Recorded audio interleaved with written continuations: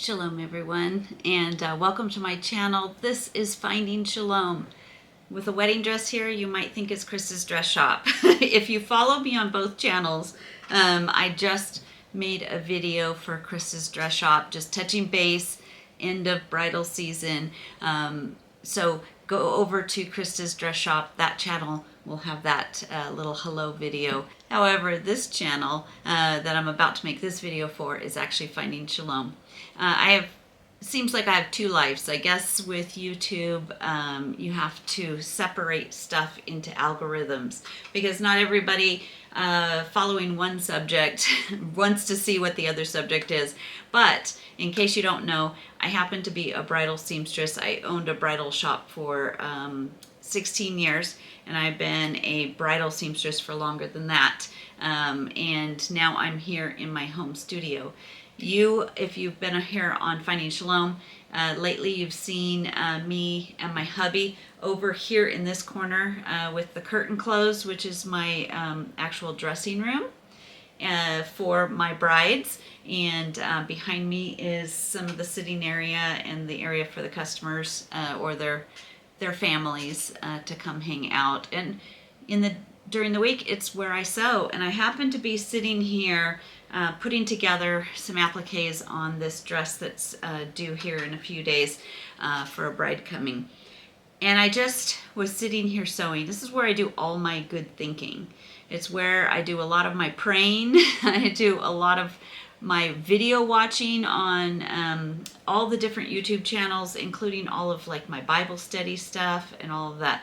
A lot of stuff happens right here in this studio, and it's just a little one-car garage that my hubby turned around to be my sewing studio when I closed my bridal shop.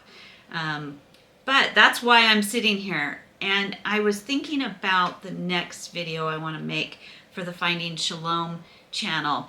I've been having this on my mind for a couple months at least, and I wanted my hubby to be here, and I wanted to chat with him about it. But he has one of his hardest weeks this week. That's why he's not even here in this video. He even worked over the weekend to get it done. He has a huge warehouse inspection. You can say a little prayer for him this week. He has to get everything ready, and they come in and of course analyze everything, and it's just a really stressful time. So I didn't pressure him to be in this video. All that to say, today I want to talk about something I've wanted to talk about for a couple months, and that is a dream I had that has become kind of my reevaluating my mission. That's how big this dream was. I'm a crazy dreamer. Tell me in the comments if you have vivid dreams, but I happen to be somebody who has a lot of vivid dreams. And I'm not talking prophetic, definitely not prophetic. Usually they're just crazy and they're reflecting my stress.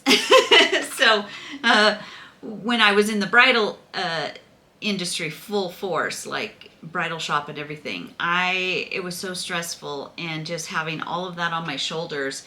One time I just had a dream that I was drowning, and another time I had a dream that I was being buried alive. So I don't think those are prophetic as much as they are telling of the stress I was under. But this particular dream this summer took me off guard, because it wasn't just a normal dream. This is one that just, I don't know, I could feel that it was different.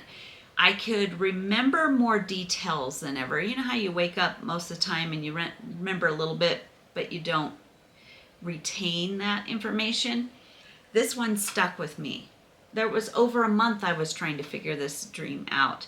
And I was like, why on earth am I having this dream? And it just felt sorrow, and it felt frustrating, and it felt like, God, you're trying to tell me something with this. I can tell. It's different than the other dreams. Just the way I felt, the way it hit me, the way every detail hung with me. I could just tell something was up. And we've kind of hinted to it a lot in the last couple of videos. We had a really hard summer, and things got really frustrating really, really fast.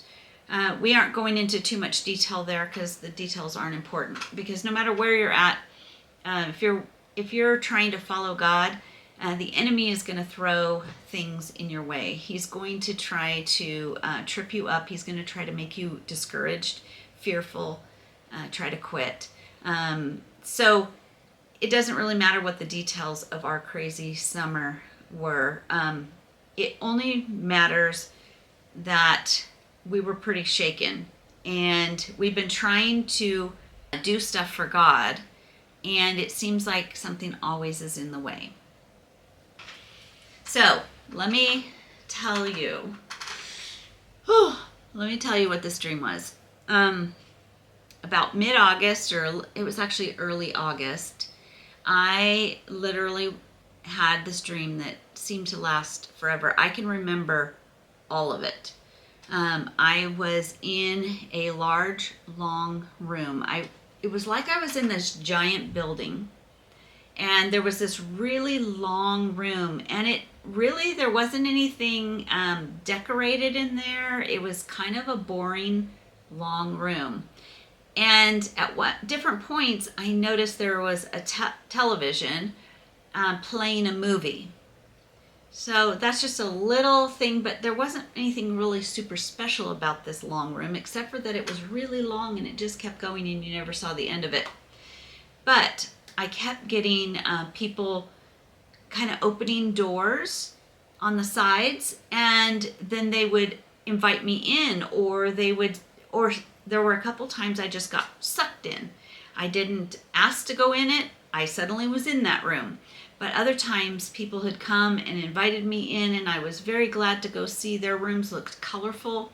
But shortly after entering whatever room at what point of the dream, I would end up in a place that was so frustrating I couldn't get out. One room, it was all a jungle. As soon as I got into it and started walking through, it just became this giant jungle. And I climbed hills, and I hiked, and I tried to climb up trees, and ended up on cliffs and waterfalls. And I mean, it was beautiful, but I kept thinking, I have to get back to the room I'm supposed to be in. And so this dream would go on for a while, and I was so frustrated, and I'd be, being chased in that jungle. And then finally I went running, and it's like I came to a cliff. And I suddenly realized that the cliff, I was at the edge of the building. I was like on the windowsill, like on a skyscraper kind of giant building. And I went, oh my gosh, this is still the building. And I turned around, and then part of my dream is still trying to get back. Inevitably, I'd get back to this long room, and another door would open, and it would suck me into that, or I'd be invited, or whatever the case was. Another of these rooms was it was like a giant city. So all of a sudden, at first you're like, oh, this is a really quaint little village and town, and it's so pretty. And so I'm going through it, and suddenly every turn I made, I was in a different type of a city. I could be in like, the ghetto in LA, and I'm running from gang members, to going through these suburbs where I'm knocking on every door and asking them, how do I get back? How do I navigate and get back to where I need to be, to that room? And so I was going. There were adventures in every single one of these rooms. And that's just two of the rooms I remember. I know there were a bunch more, and I have smaller amounts of memory on those other rooms. But all I know is no matter what room I went into, I kept feeling like I need to be back in this long room. And somehow that TV screen that was playing that video, it just kept being on my mind that if I don't get back there, the movie isn't going to happen. Like I was part of it or something. So this was a really long night of dreaming. So this went on for a very long time. There's a lot of details that I'm leaving out just for time's sake, but just know that there's this long room and lots of little rooms, and I either get invited or sucked in or whatever, and I can never get back, and then I finally get back, and then I get sucked in, and the entire time I'm realizing that all of this that's happening is in one giant building.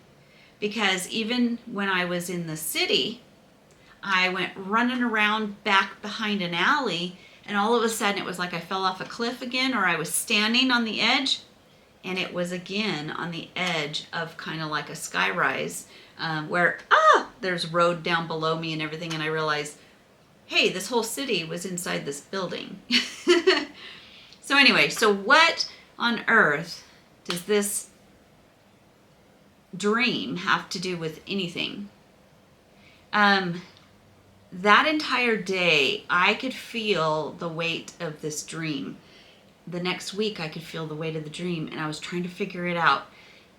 A month, this entire month, it was like all of August and part of September, I'm just like feeling the weight of it, and it started to make me feel depressed, started to make me feel kind of confused and frustrated. So I ended up, I was praying about it, of course. I continued to say, God, what are you trying to tell me from this dream? And I ended up talking to a friend maybe a month in, and she had said, well, do you think that maybe you were supposed to go into those rooms?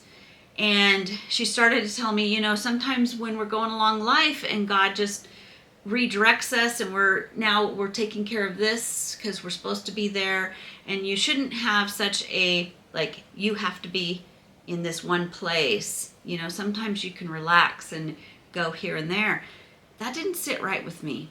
It just didn't feel right, because I knew for a fact from my gut of thinking about this dream that I wasn't supposed to be in those extra rooms.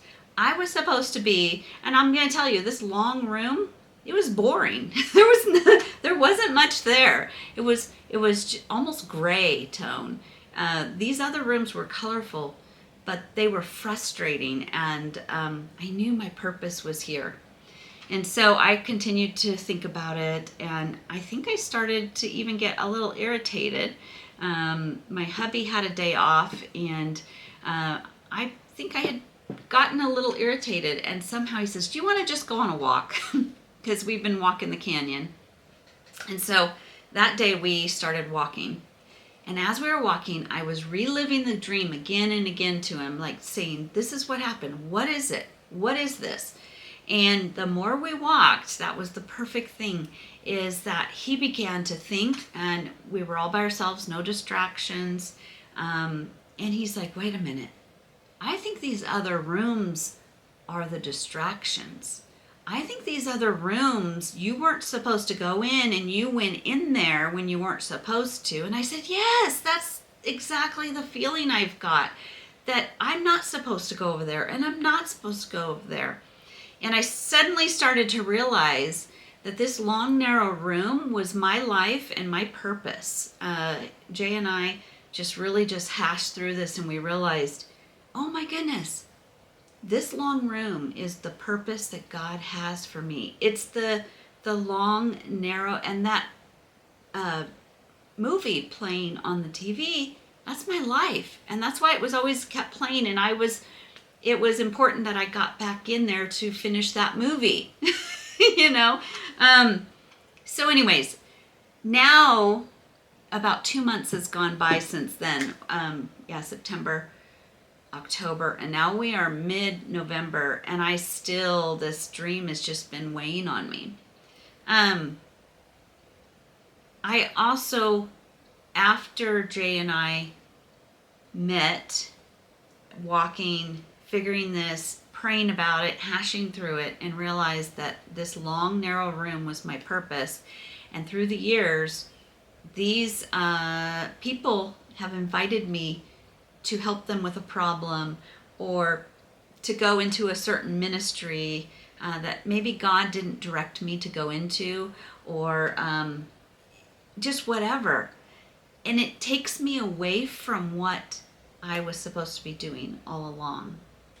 And so the last couple of months, I've just been really thinking about that.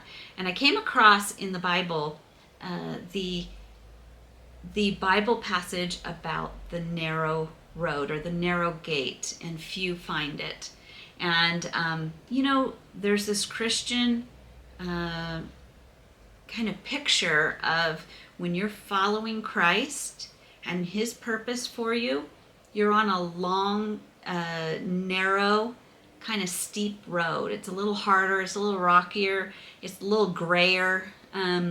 It may not be the road that everybody chooses, because not too many people will go there, because the broad, wide road looks like a carnival, and it looks fun, and it's colorful, and the majority of people are headed there.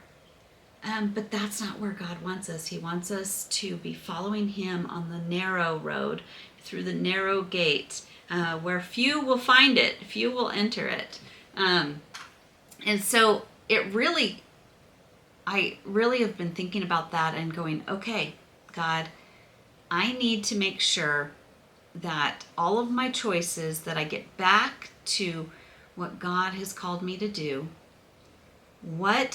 and be very specific, or be very diligent about saying, even for good opportunities, even for things that I think, oh, that's definitely what God would want me to do, because it just fits. Not necessarily, that may not be. Other Christians, that might be God's calling for them, but that's not calling for my life. So the last month I've really sat and said, God, I want to surrender my life to you, and I want to surrender my choices. I want to surrender, I just want to surrender each day and say, I only want to be choosing the things you want me to choose. I want to only be walking on the path you want me to have. And even if this looks good over here, even if flattery, I don't want to be opening those doors, and I don't want to be going through something unless you're the one. It has to be on the path that you have for me. And I also realize this with non-Christians. A lot of times they need help, or they want to invite you into whatever, into their life and their chaos.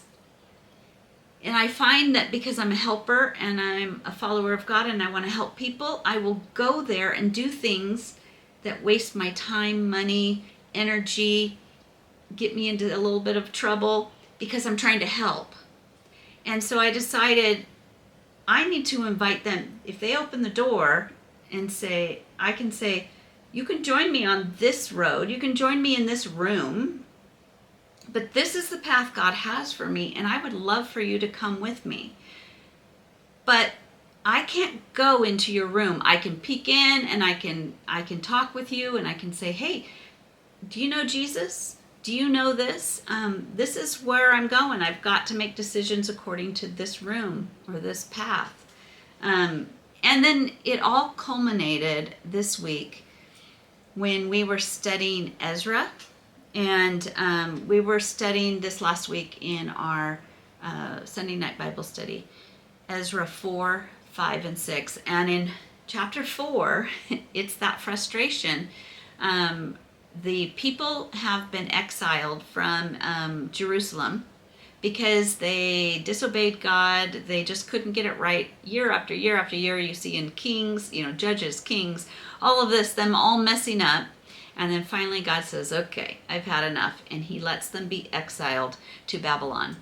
70 years goes by, and now God puts a king in Persia over that allows them to go back to their purpose, go back to Jerusalem and rebuild the temple that got destroyed.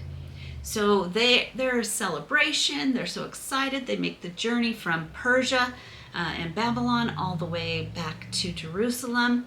The first wave comes through, and they want to do things right. They immediately, even though that there's a little bit of tension in the land and people they're kind of afraid of the people around them, they make an altar to God, and they commit themselves to God, and then they lay the foundation of the temple, the second temple. And there's cheering and all this kind of stuff. Well, as soon as that happens, their kind of neighbors, the Samaritans and some other groups, they are a little bit afraid of them building the temple and gaining their stuff back, because they're afraid of them. And so they set out to discourage them, to give them fear, they lie about them, just like the enemy's tactics, where he kills, steals, and destroys, and he's trying to discourage us from doing the plan that God has for us. And it just hit home this week, because I was like, at the end of my week study, I was like, this was my dream. God, from the time I was born, or the time I gave my life to Christ, and then when I was in my 20s, and Jay and I went to an altar down in Riverside, California. It was on a missions night, and we said, God, we give you our entire lives. We're handing over our lives. What do you want to do with us? Just send us to where you want. And he sent us up here to Idaho. And we did a lot of things for God. But in the midst of it, the enemy came in, just like they did in Ezra chapter 4. They lied and they stole, and they got the king of Persia upset at them. They shut down the work, and for 16 years, I think it was, they stopped building the temple. They stopped doing what God sent them to do.